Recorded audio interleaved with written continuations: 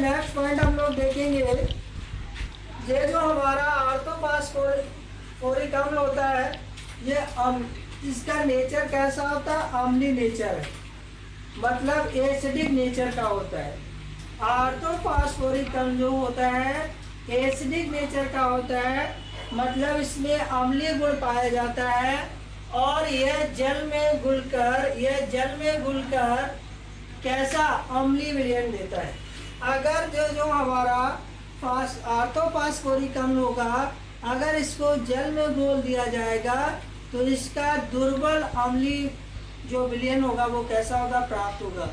Weak acidic solution प्राप्त होता है। कैसा सोल्यूशन प्राप्त होता है? वीक एसिडिक सोल्यूशन प्राप्त होता है। तो प्यारे बच्चों, जो हमारा यहाँ पर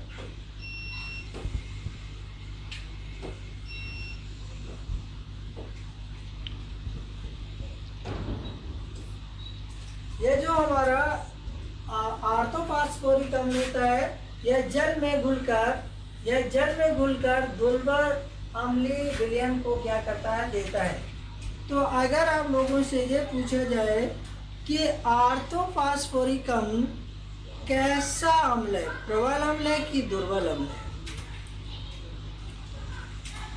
ऑर्थोफॉस्फोरिक अम्ल अगर आपसे पूछा जाए कि कैसा अम्ल है, दुर्बल अम्ल है कि प्रबल अम्ल है, तो प्यारे बच्चों ऑर्थोफॉस्फोरिक अम्ल जो होता है वो आपका दुर्बल अम्ल होता है। कैसा अम्ल होता है? दुर्बल अम्ल है। कैसा अम्ल है? दुर्बल अम्ल है। कैसा अम्ल है? दुर्बल अम्ल है, या हम इसी को कहते हैं वीक एसिड है। कैसा एसिड है? वीक एसिड है।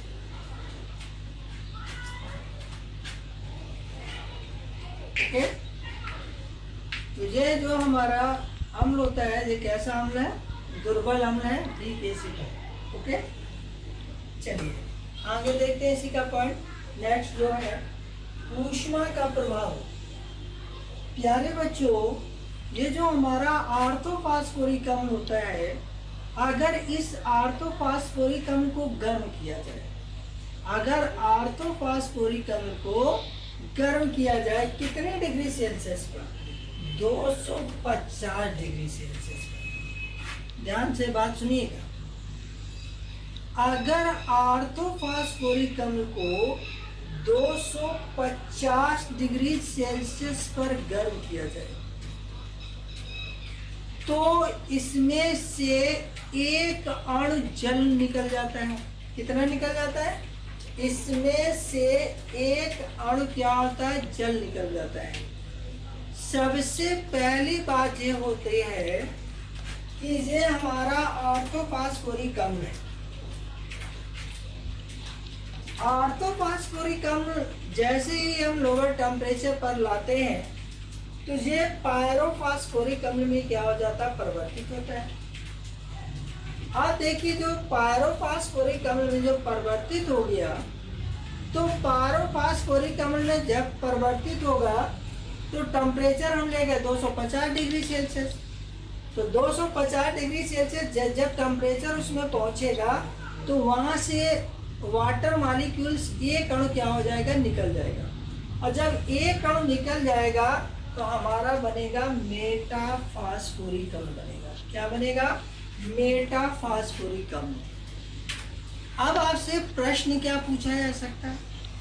आपसे प्रश्न ये पूछा जाएगा कि जब ऑर्थोफॉस्फोरिक अम्ल को 250 डिग्री सेल्सियस पर गर्म करते हैं तो जल के अणु निकलते हैं।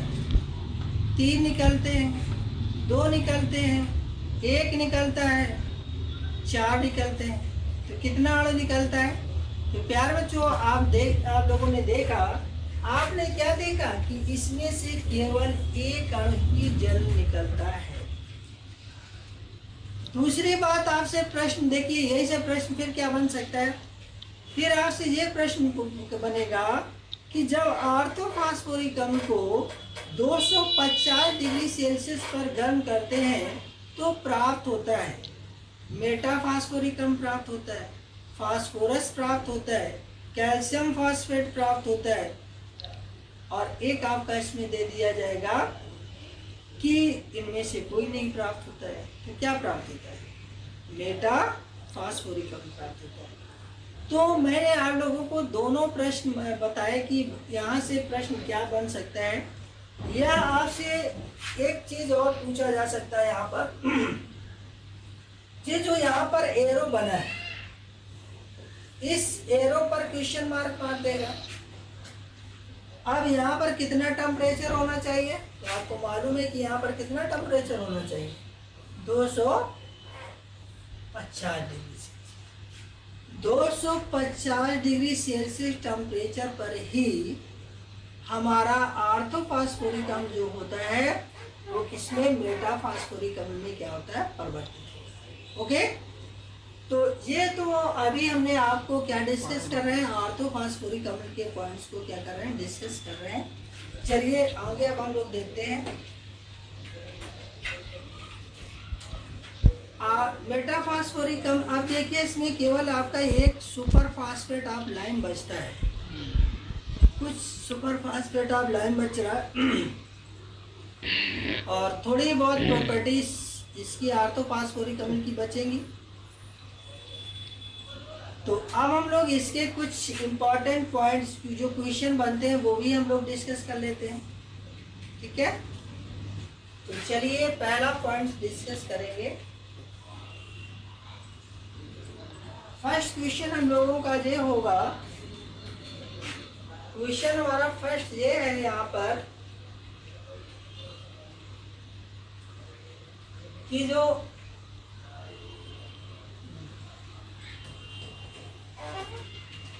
काला फास्फोरस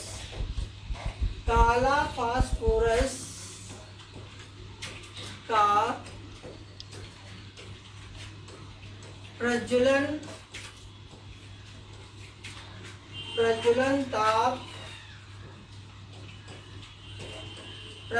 ताप होता है। पहला ऑप्शन है यहाँ पर 250 डिग्री सेल्सियस, दूसरा ऑप्शन है यहाँ पर 400 डिग्री सेल्सियस, तीसरा ऑप्शन है यहाँ पर 35 डिग्री सेल्सियस, चौथा ऑप्शन है इनमें से कोई नहीं।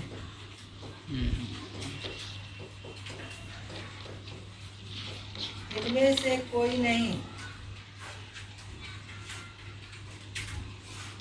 जल्दी से बताओ बेटा।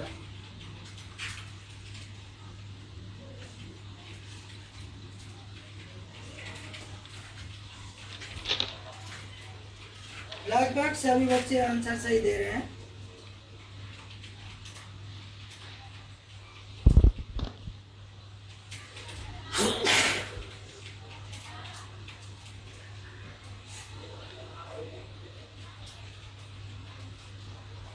Very good. ए कुछ लोग दे रहे हैं, कुछ लोग 4 दे रहे हैं।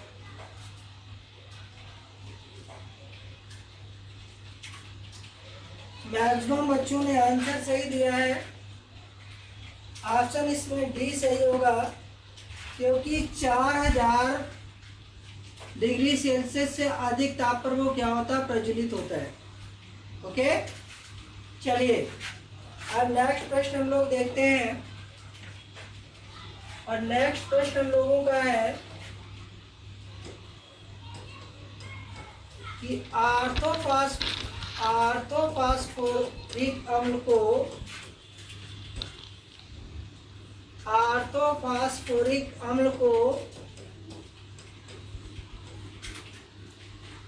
250 डिग्री सेल्सियस पर गर्म करते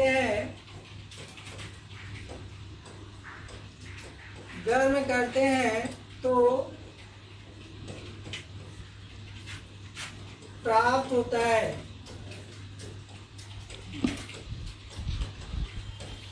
अब देखिए पहला ऑप्शन यहाँ पर है आपका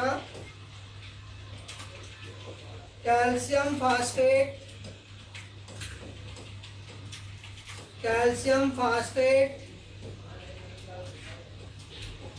दूसरा है रेड फास्फोरस,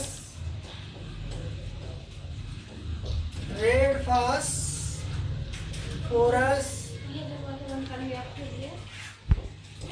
चौथा है इसमें मेटाफास्फेट,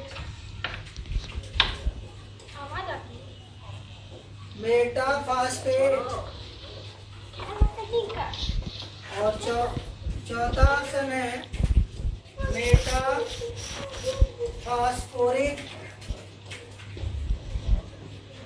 मेटाफास्फोरिक एसिड। चलो बताओ बेटा जल्दी से।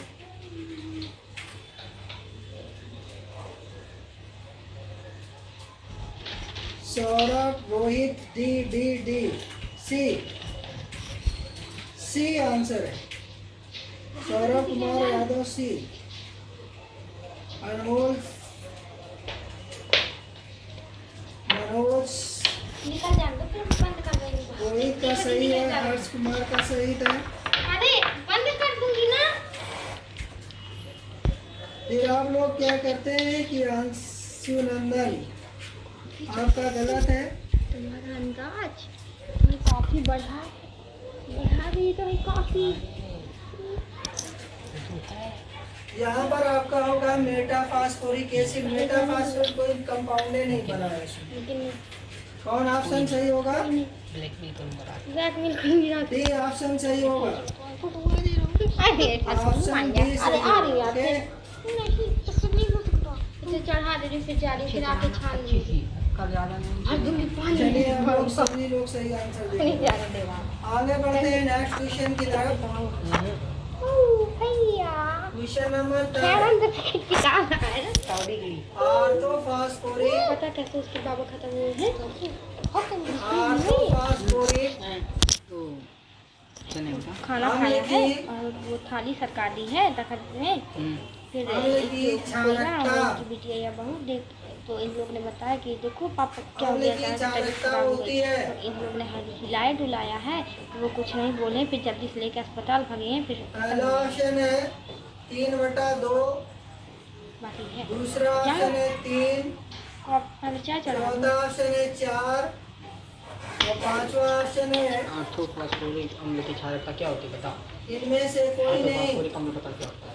अम्ल होता है SO4 हैं? H3PO4। जल्दी बताइए फटाफट। ये फास्फो वाला है तीन को आर्थोफॉस्फोरिक क्षारकता बताओ। क्षारकता निकालो क्या है? नहीं पता है अम्लता क्या है? ये नहीं पता है। क्षारकता मतलब होता है कि H, अम्लता होता है OH। कितने इसमें माइनस है? तो 3H Very good. प्लस है 3 प्लस 3H प्लस। विकास, इनको पास सही है। इनको मौर्य, ऋतिक, शिवम, बहुत जल्दी आ गई। एक नहीं पढ़ाया आज को दिन कुछ 2 नहीं होगी। डॉली आपका आंसर गलत है। शिवनंदन आपका भी गलत है।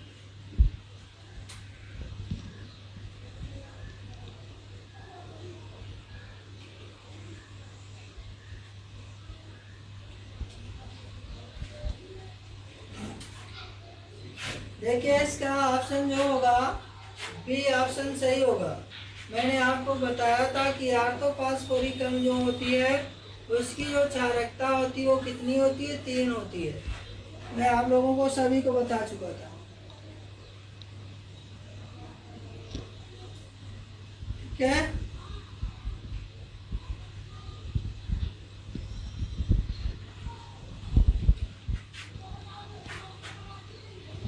चलिए एक और क्वेश्चन करा दे रहे हैं।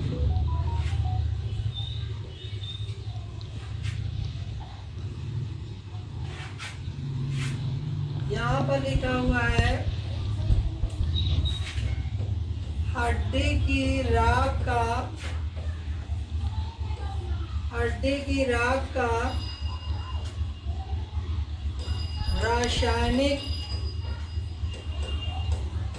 रासायनिक नाम होता है। हड्डी की राख का रासायनिक नाम होता है। प्रश्न बदल दिया, मैं बता चुका था, अब आप लोग बताना। पहला है calcium, calcium phosphide, calcium phosphide. दूसरा है कैल्शियम, कैल्शियम फास्फाइड। तीसरा है कैल्शियम सल्फेट। और चौथा ऑप्शन है कैल्शियम फास्फेट। बताओ बेटा कौन सा ऑप्शन सही होगा?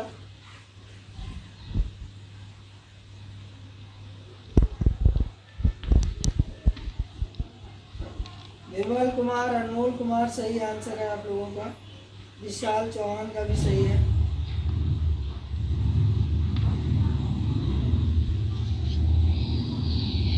ऋतिक सिंह का भी सही है।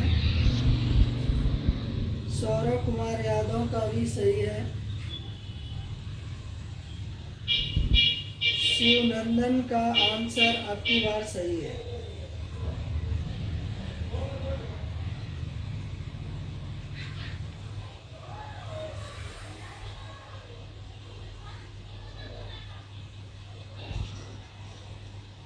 ठीक है, सभी के आंसर लगभग, कुछ ही बच्चे गलत दे रहे हैं। कुछ बच्चे पहला दे रहे हैं कैल्शियम फास्फाइड।